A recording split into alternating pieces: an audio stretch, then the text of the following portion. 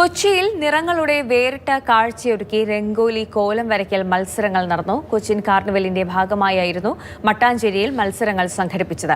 വിദേശികൾ ഉൾപ്പെടെ നിരവധി പേർ കാഴ്ചകൾ ആസ്വദിക്കാനെത്തി.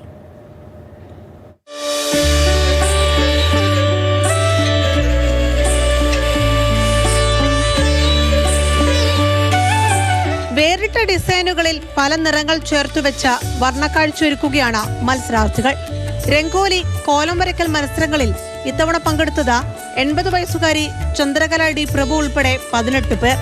വിദേശികളടക്കം നിരവധി പേരാണ് കാഴ്ചകൾ ആസ്വദിക്കാനും ദൃശ്യങ്ങൾ പകർത്താനുമായി എത്തിയത്.